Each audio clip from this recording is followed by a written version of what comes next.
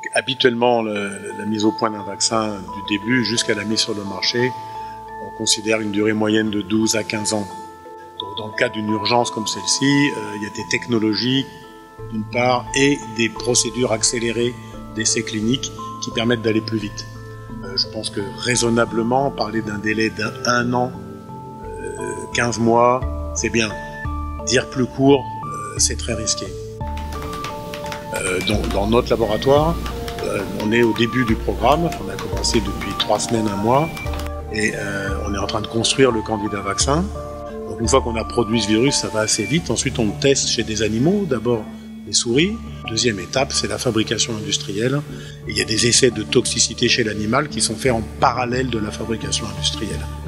Et une fois qu'on rentre dans l'essai de phase 1 clinique, qui consiste à tester la tolérabilité et la sûreté du vaccin chez l'homme, ça fait 9 mois, c'est-à-dire moins d'1 an en principe. À l'automne prochain, si tout va bien, on devrait avoir le vaccin en essai clinique de phase 1 aux États-Unis, en France, et ensuite, si l'épidémie est toujours là, ça partira en Chine pour tester directement sur les personnes au centre de l'épidémie.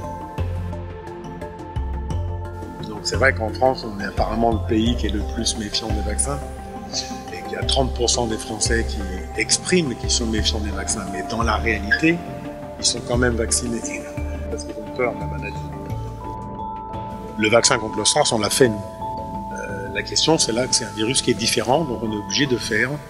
Effectivement, si au mois d'octobre prochain, on a notre vaccin prêt, déjà passé chez l'homme, qui est efficace, et que l'épidémie est finie, le vaccin il va être rangé dans le congélateur et il attendra la prochaine fois. Maintenant, ce qui serait intéressant de faire, c'est de fabriquer des vaccins universels. Par exemple, on peut dire contre les coronavirus, il y a le SARS, le MERS, le corona SARS-2 chinois. Il faut trouver l'élément du virus qui est le même pour toute cette famille de virus, et que si on fait un vaccin contre cet élément-là, ça va protéger tout le monde. Dès qu'il y a un nouveau coronavirus qui arrive, on utilise ça directement. Mais le programme vaccin complet jusqu'au bout coûte cher. Il va coûter 12 millions d'euros le nôtre.